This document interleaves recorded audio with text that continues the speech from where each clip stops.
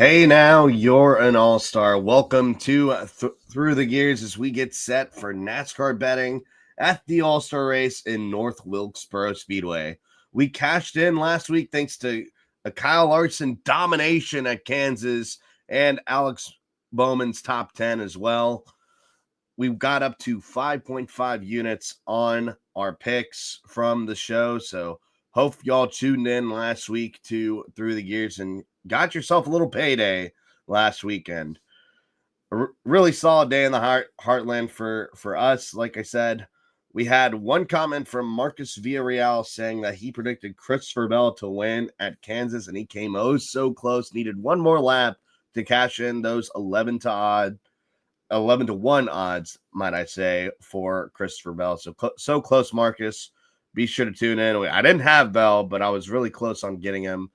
We'll see what happens here in the All-Star race. Today, I'm joined by James Jackson, new to the site, new friend of mine as well. He's really nice. He's going to give some awesome analysis on who he thinks will get the dub in North Wilkesboro for the All-Star race, and I'm excited and thrilled to have him hopefully on the show more often. You'll see where he is on this episode. It was a funny where he was filming at, and I'm excited to have him on the show for the first time ever.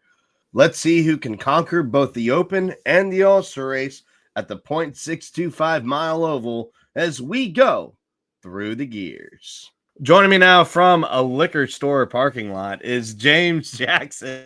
James, how you doing? And welcome to Through the Gears today. Thank you. I just did a podcast with Brian Nolan, and he also introduced me from the liquor store parking lot. So, in case you didn't hear that podcast, I am not having a great time. We had some severe flooding in North Carolina, and my power is out at home. So, the liquor store is the closest place I could get Wi-Fi. So, I'm glad to be here. Start playing the little pirate music that they got going for that one meme.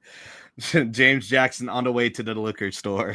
But hopefully the power gets back on at your place, and I really appreciate you coming on even during these times, and I'm excited to see what we can get here for our picks on Through the Gears for the All-Star race as we go into North Wilkesboro Speedway, the 6.625 mile short track. James, the favorite going into the All-Star race is Kyle Larson and Denny Hamlin. Now Larson has a win. He's 6-1 to win the race, and Denny Hamlin, not a winner here at North Wilkesboro, but has been pretty solid on the other short tracks such as Bristol and Richmond. When you look at those two drivers, who really comes out of you as the guy you'd pick to win between those two? I'd say my pick for this race is, I'd give it Kyle Larson over Denny Hamlin. It's kind of tough. Just they're both so consistent. Both of those guys are solid. Kyle Larson, give me him. Give me Kyle Larson over Denny Hamlin for sure. He's been so red hot right now, especially after Kansas. I'd take Kyle Larson.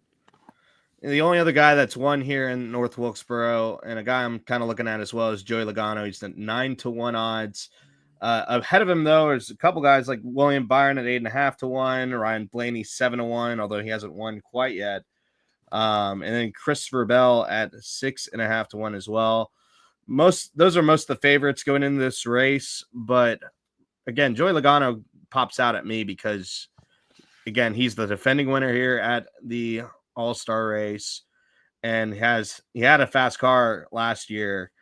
When the only difference, though, is that there won't be the option tire like we saw last year.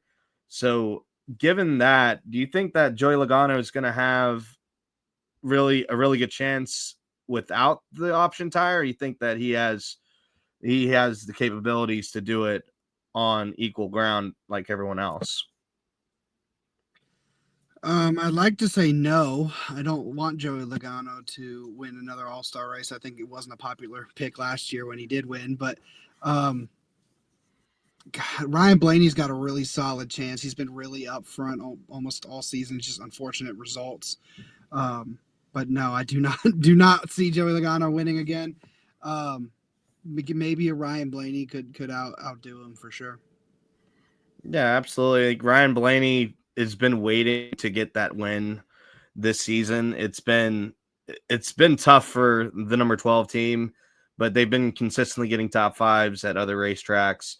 I think he's on a 4 top 5 streak going into this race. Of course, official results won't count in the record books per se, but Ryan Blaney's been a consistent 7-1 odd at every track in the last couple of races. North Wilkesboro and the All-Star race being no different. Looking farther down, you have guys like Chase Elliott who won at at Bowman Gray earlier this season, and other dark horses such as Tyler Reddick. You have Josh Berry at 20-1, Chase Briscoe also at 21, and Chris Buescher joining down there as well. That's kind of the lowest I'm going to look at before I'm just saying, oh, those guys are just a little bit too far out of my range here. But I always say on the show that Josh Berry has a decent chance with how fast the 21 car's been. And this being a short track and being qualified into the All-Star race based off its win at Las Vegas now, that 21 team and Josh Berry specifically can focus on the All-Star race. Do you think that can play into the advantage of Josh Berry here at North Wilkesboro Speedway? I mean, maybe. Josh Berry does have experience on short tracks. He's a former Cars Tour champion, so that could also help his case. And he's also been showing a lot of speed. I don't know if it's just something with the Penske power. I don't know what it is. But I do think he's a strong contender, more of a sleeper. I would take him over Chase Elliott if I'm going on a bet, which is crazy because I totally forgot Chase won at Bowman Gray. But if you look at it, like that's a totally different track. That's so flat and it's totally different than North Wilkesboro. But I think Josh Berry is a serious threat. I'm just thinking back on his performances. Heck, he almost won freaking Kansas, or was it Texas? He almost won Texas, I think it was. He could have won at Kansas too. Yeah, he was fast there last week. He's got the speed right now, you know. So I think they're just at the point where they got that win, and like you said, it's like they have nothing to lose. Throw the kitchen sink at it and just go for it. It's not like you expected to be there anyway. Same with the playoffs. I mean, you made it, but you weren't expecting to be there. So give me Josh Berry. Maybe he's a sleeper guy. If you're a betting man, which we all are on this show, I definitely recommend you look at Josh Berry considerably and see his performances and his runs. He's up there with the other Penske guys, definitely outperforming Austin Cindric for the most part, minus that one random win he just had. But yeah, I definitely would look into Josh Berry for sure. That stinks because I had Josh Berry in that race, and I considered Austin Cindric. He was like 18-1 at Talladega, which was like 4th or 5th on the list. And I was just like, I considered him, and I was like, no, I got to go. I had to go with bigger odds for that race, and just bit me in the butt. So unfortunate there, but again, Josh Berry, this is his skill set here going to North Wilkesboro, like we've discussed ad nauseum here. And I think Josh Berry would be a really good fit for this race. Now, looking at the All-Star Open, though, the list of guys, it's really a fall off. Like you have 4 guys that are considered, or 3 guys that are in the middle of the pack, and then you have Ty Gibbs that is overblown at plus 175 to win this race. Then you have Bubba Wallace at 3-1, and you have Ryan Preece and Carson Hocevar both at 6-1 odds. Out of those 4 drivers here, James, who out of those 4 are you gonna ride with? Well, Bubba Wallace, I think is you'd be a fool not to pick Bubba Wallace anytime. But he has been so consistent after getting that new crew chief. He's got this new outlook. He's more positive than ever, and you can see that confidence show on the track with his performances. He's running really well, probably the best he's ever run. He's just got to get to victory lane. I think he could be your dark horse. I can easily see him winning the Open and getting in. Yeah, it's gonna be tough, but Bo Wallace is my guy for sure. I respect the pick. He was really good. I finished second here last season. Advanced, and Gibbs is good on the short tracks, but it's just the team and how they've raced this year. I'm not willing to go plus 175 and I really look at the two guys at 6-1, and I'm gonna go ride with a guy that's been really hot this year in terms of how good he's been, not just at the short tracks, just at any track in general. Finished top 10 at Kansas even last week. Give me Ryan Priest to win this race. Ryan I Priest, and also wouldn't be surprised if Eric Jones steps up. Um, yeah, we've seen how he did in the. I mean, it's Daytona; it's totally different. But how he did in the what was it, the Clash, or it was the duel? It yep, was the duels, there's a right? clash. It was the Clash. I mean, it's just an exhibition thing, but like it could be that he just steps up in the exhibition race. I don't know. We'll see. I don't know. But Eric Jones can find speed at the times he needs to find speed. If he could win a race, it would be the Open. I don't think he'll win, obviously, the big All-Star finale, but I do think if he could pull off a miracle, look at Eric Jones if you're looking for a little bit of a bigger bet to be your underdog and get that transfer spot. I was just about to go to him too for that, because I see him he's at 18-1 odds. He opened at 16-1 officially on books. But Eric Jones, and I'm reminded of that race he had at the Clash. He almost did win at the duels, but that being a super speedway race. But the Clash, he beat and banged his way up and almost got himself qualified into the main show, and looked fast on the Bowman Gray, what was it, quarter mile bullpen. Yeah, quarter And mile football field, baby. Come oh on now, yeah. it's North Carolina's own right there. Hey man, I love having North Carolina Zone on the podcast with me as well. So, Woo. but yeah, Eric Jones, I don't hate that as kind of a throw about 0.5 units. My unit's about 1 unit equals $10. So I'd put probably $5 on Eric Jones to possibly win this race, and I could totally see it happening. If you Eric, want a kind of a safer bet, but still kind of a good chance, look at Michael McDowell. I yeah, mean, I don't know if Carson Hocevar, like, I love him, he's great, but I don't know if he has the outright pace right now to get it done. But McDowell, with the veteran presence and just the car he's got, I'd watch him as well. yeah. I mean, he almost won at Texas. He's 30-1 for this race on Bet Rivers. That's a really good odd for Michael McDowell. The only issue I have with Michael McDowell, although if you remember back in the past where McDowell and Gibbs got into it after they fought ferociously for the lead, and I believe it was last year when McDowell ran the Mark Martin throwback. Michael McDowell is in a bad pick here, and I think 30-1 is the best value you can get at, because there's like 5 or 6 different drivers that are listed at 30-1. McDowell's the best of those 6. I agree with you there, James, and we'll see what happens. The All-Star Open, it's weird. The All-Star Open seems to have more things happen in that race versus when you get the true All-Stars and they race much better in the All-Star race. It's not as chaotic, and at least the last 2 years in a row, the guy who's won on pole has won the All-Star race. So that's something I'd keep ahead of, or keep in mind ahead of qualifying for the All-Star race in general. So to wrap it up here, looking back at the All-Star race, just to reiterate, James, who is the 3 guys you're going to roll with all the way through in the All-Star race? Oh, God, it's gonna be so tough. It's kind of, if you can look down the ticker down here, it's 2 of them. Larson and Hamlin are definitely 2 threats that I have. I don't want to say Joey Logano, but he might. But Ryan Blaney is my other one. So Hamlin, Larson, and Blaney for sure. Hamlin, Larson, and Blaney, the 3 of the 4 favorites there, with Bell in between at 6.5-1 odds. I like Kyle Larson here. It's just he's a wheelman at this track. He seems like he's the only one that can really get the passes done when it comes down to it. And if he qualifies on pole, it's over.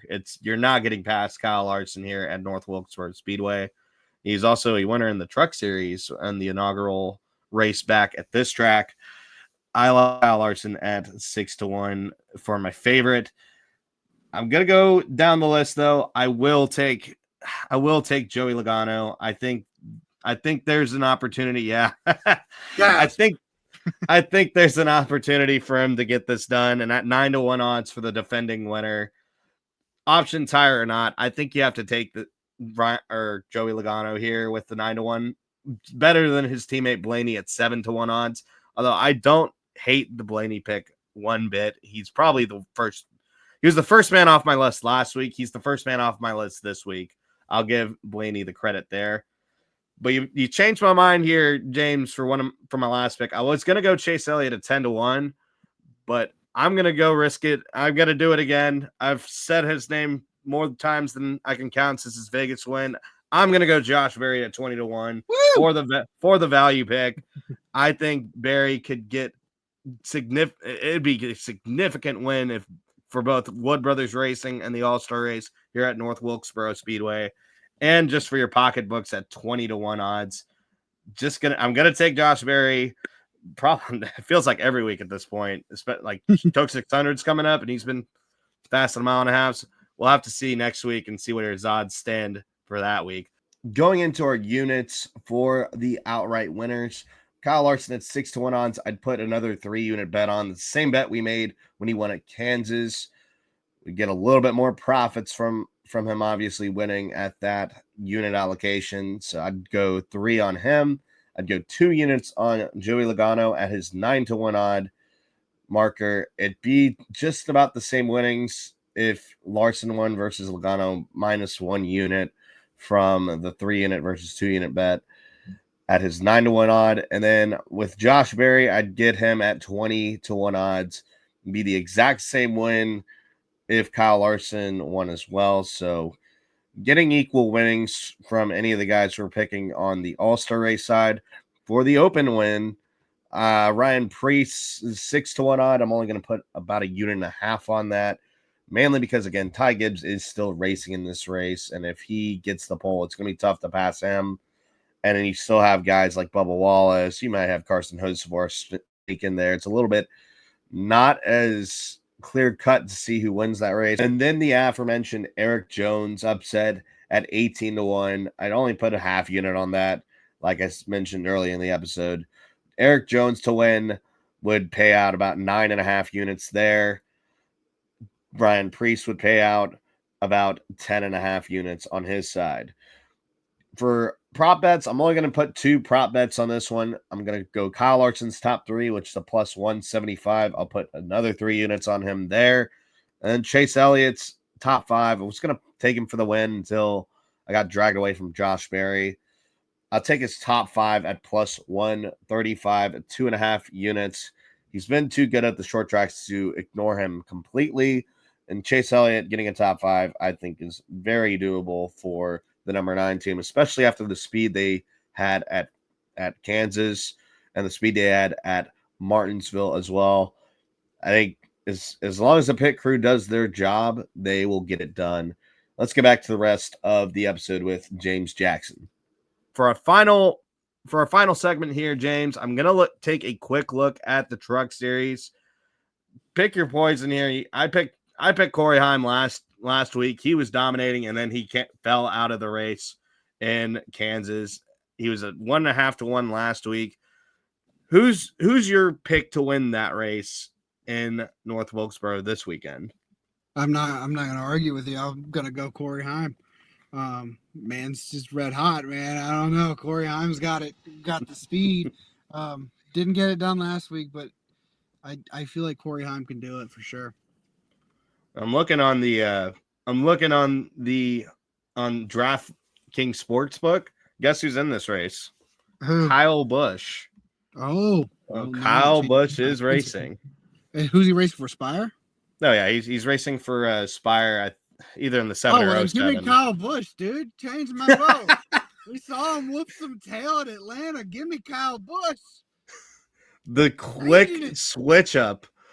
Oh man, I don't blame you. The Truck Series goats in the race. It's gonna be. We should throw in the freaking Cars Tour. I know we don't have the stat line, but give me Connor Hall, baby.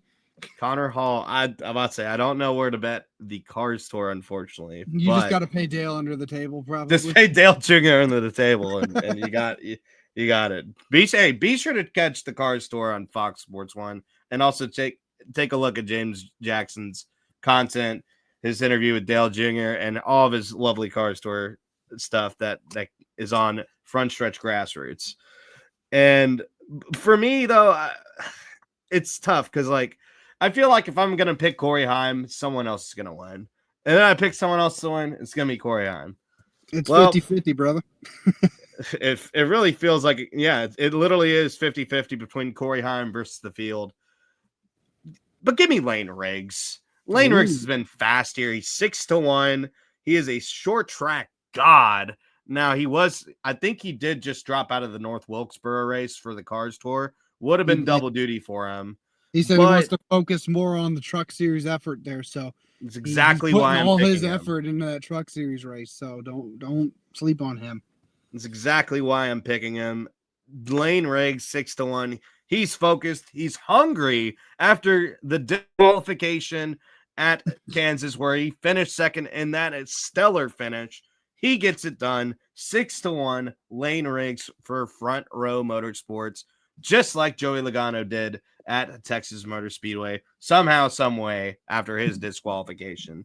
That's going to do it for us here at Through the Gears. James, thanks for coming on for a quick episode for the All-Star race. I'm excited to see how our picks go. Where can the people find you on social media? You can find me on Instagram at J2Press. You can find me on X, or Twitter, as we call it in the normal people world, James D. Jackson 98. I usually just post my photography and graphics and constant IMSA content because I'm trying to build that up too. So, yeah, you can find me there. Be sure to check out his interview with Pietro Fittipaldi as well. Was awesome. Might learn a little thing or two about Pietro and his ambition to possibly run in NASCAR. So I'll let you check that out. I know. Ooh.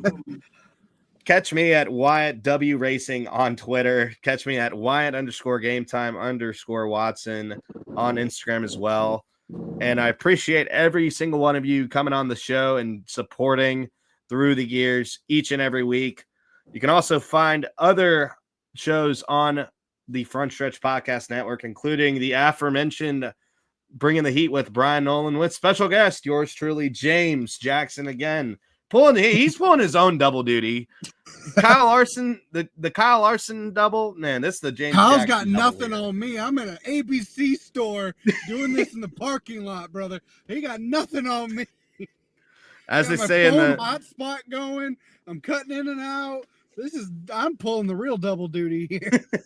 Amen there. Hey, and of course, drink responsibly and get home safe, obviously, like they say in on the Happy Hour podcast, which you could catch with Trey Lyle, Dalton Hopkins, and Michael Massey, who Massey and Nolan both will be covering the Indy 500. So be sure to check out their content there. Be sure to check out the Pit Straight, our open wheel podcast, with yours truly as well, Alex Gintz, who's also at Indianapolis right now, Tom Blackburn, all the great guests on that podcast.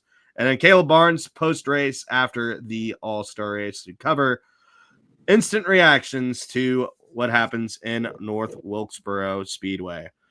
Again, thank you all for joining. James, thank you again, and let's make some money in the All-Star race.